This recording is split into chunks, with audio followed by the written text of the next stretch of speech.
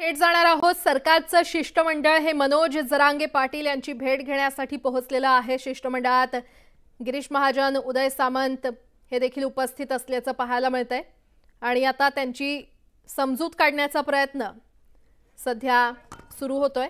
संदीपान भुमरे देखील उपस्थित असल्याचं पाहायला मिळतंय। सरकारचं शिष्टमंडळ हे मनोज जरांगे पाटील यांची भेट घेणार असून त्यांची समजूत काढण्याचा प्रयत्न या शिष्टमंडळाकडून होणार आहे आणि त्यासाठी शिष्टमंडळ अंतरवाली सराटीमध्ये पोहोचलेला आहे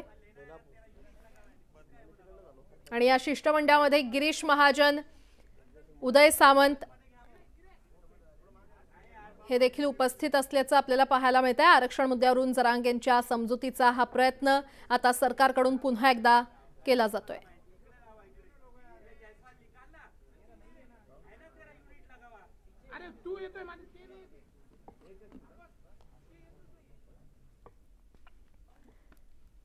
अंतरवाली सराटीतली ही दृश्य आपण पाहतोय। तर सरकारचं शिष्टमंडळ आज पुन्हा एकदा मनोज जरांगे पाटील यांची भेट घेण्यासाठी आलेलं आहे। हिवाळी अधिवेशन संपताच आता राज्य सरकारमध्ये खरं तर मराठा आरक्षणाच्या मुद्द्यावरून हालचालींना वेग आलेला आहे आणि राज्य सरकारचे मंत्री उदय सामंत, गिरीश महाजन, संदीपान भुमरे हे मनोज जरांगे पाटील यांची भेट घेण्यासाठी अंतरवाली सराटीमध्ये पोहोचलेले आहेत आणि 24 डिसेंबरच्या डेडलाईन पूर्वी जरांगे पाटील यांची समजूत काढण्याचा प्रयत्न आता सरकारचं शिष्टमंडळ करताना आपल्याला पाहायला मिळतंय। अंतरवाली सराटीतली ही थेट दृश्य आपण पाहतोय। त्यामुळे आता जरांगे पाटील यांच्या मागण्या आणि सरकारनं दिलेलं आश्वासन यावर सरकारचे हे प्रतिनिधी मध्यस्थी करतायत आणि त्यामुळे आजच्या या भेटीमध्ये नेमकं काय होतं किंवा मनोज जरांगे पाटील ही आपली भूमिका काय स्पष्ट करतात हे पाहणं महत्त्वाचं ठरणार आहे। थेट जाऊयात, आमचे प्रतिनिधी सिद्धार्थ गोदाम आपल्यासोबत जोडले गेलेले आहेत। सिद्धार्थ, सरकारचं शिष्टमंडळ जरांगेंच्या भेटीसाठी पोहोचलेलं आहे, काय अपडेट? निश्चितपणे या ठिकाणी शिष्टमंडळ पोहोचलेले आहे आणि मनोज जरांगे पाटील यांच्याशी बोलणी सुद्धा या ठिकाणी सुरू झालेले। गिरीश महाजन, उदय सामंत, संदीपान भुमरे आणि मंगेश चिवटे यांचा समावेश या शिष्टमंडळामध्ये आहे।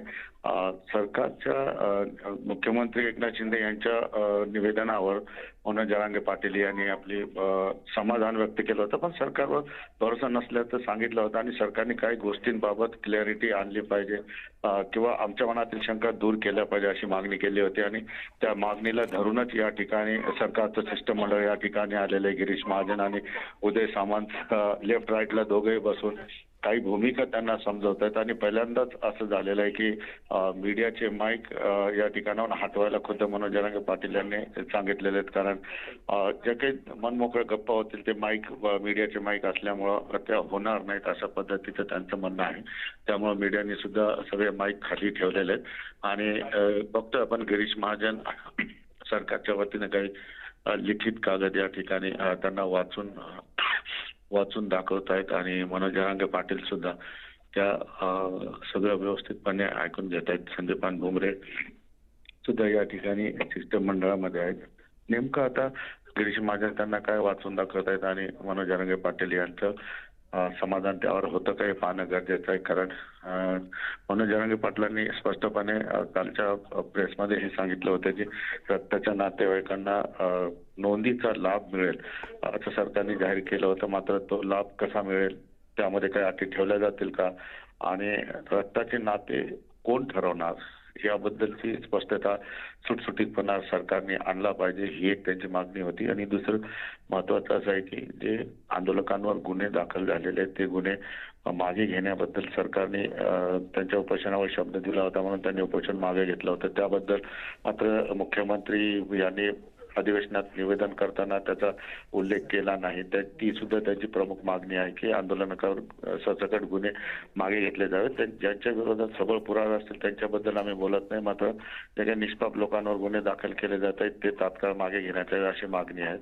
दोन महत्वाच्या गोष्टी या ठिकाणी त्यांना समाधानकारक ठरू शकतात की एक तर पहिली गोष्ट आंदोलकांवरील सरसकट गुन्हे मागे घेण्याची त्यांची मागणी सरकारने मान्य केली तर ते समाधानी होऊ शकतात आणि दुसरी महत्वाची गोष्ट असं आहे की नोंदी सापडलेल्या त्यांच्या रक्ताच्या नातेवाईकांना लाभ दिला जाईल तर त्या कोणत्या अटी शर्तीवर लाभ होईल, त्यात कोणत्या अटी शर्ती असतील याबद्दल सरकारने जे आहे अधिक स्पष्टपणे बोलायला हवं। या 2 मागण्या त्यांच्या आहेत आणि या 2 जर मागण्या मान्य झाल्या तर येणाऱ्या 23 तारखेला जी बीडची सभा आहे ती बीडची सभा सरकारला इशारा देण्यासाठी नाही तर सरकारचं अभिनंदन करण्यासाठी ठरू शकते.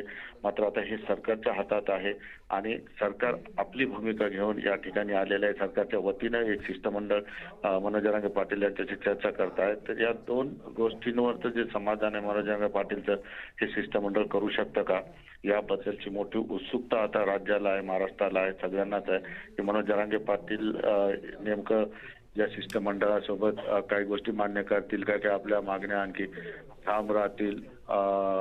हे पाहणं फक्त गरजेचं आहे की गिरीश महाजन आणि उदय सामंत अगदी पोटतिडकीने या ठिकाणी काही कागद समोर ठेवून जे आहे त्यांच्याशी बोलतायत, त्यांची समजूत काढण्याचा प्रयत्न करतायत. थोड्या वेळातच मनोज जरांगे पाटील असेल किंवा सरकारचं शिष्टमंडळ सुद्धा मीडियाशी बोलणं केल्यानंतरच कळेल की यांच्यामध्ये काय ठरलेलं आहे आणि नेमकं त्याचं मनोज जरांगे पाटील यांचं समाधान झालं की नाही झालं. बरं सिद्धार्थ, मात्र आपण गेल्या वेळी पाहिलं होतं जेव्हा गिरीश महाजन आणि संदीपान भुमरे यांनी जरांगेंची भेट घेतली होती तेव्हा संपूर्ण मीडियासमोर जे काही चर्चा सुरू होती ती आपण सगळ्यांनी ऐकली होती. मात्र यावेळी असा का निर्णय घेण्यात आला की मीडियाला कोणतेही त्यांच्यामध्ये जो काही संवाद होतोय तो ऐकता येत नाहीये, असं नेमकं काय घडलंय? निश्चितपणे आतापर्यंत मनोज जरांगे पाटील यांच्यासोबत ज्यावेळेस सरकारचं शिष्टमंडळ किंवा मंत्री बोलायला आले त्यावेळेस स्वतः मनोज जरांगे पाटील स्वतःच म्हणायचे की माईक काढले जाणार नाही, जे काय होईल भूमिका ती मीडिया समोर असेल, समाजासमोर असेल. पण यावेळेस मात्र पहिल्यांदा मनोज जरांगे पाटील यांनीच पहिली विनंती केली की माईक थोडे बाजूला घ्या, कारण माईक बघून सरकारचे मंत्री किंवा शिष्टमंडळ बोलायला थोडं घाबरतं, कारण ते लाईव्ह चाललेलं असल्यामुळे त्यांच्यावर ताणतणाव येऊ शकतो. त्यामुळे त्यांनी सुद्धा विनंती केली आणि शिष्टमंडळाने सुद्धा विनंती केली माईक खाली घ्या. निश्चितपणे मनमोकळेपणाने गप्पा मारताना त्यांच्यावर ताणतणाव मीडियाचा येत असेल तर एक गमतीची गोष्ट आहे. मात्र जे काही भूमिका ठरल्या असतील तिथं मग मीडिया असो माईक असो नसो तो स्पष्टपणे येतो. मात्र या ठिकाणी पहिल्यांदा जे आहे माईक काढायला मनोज जरांगे पाटील असतील किंवा शिष्टमंडळ दोघांनी विनंती केली, त्यामुळे माईक थोडे बाजूला झालेले आहेत.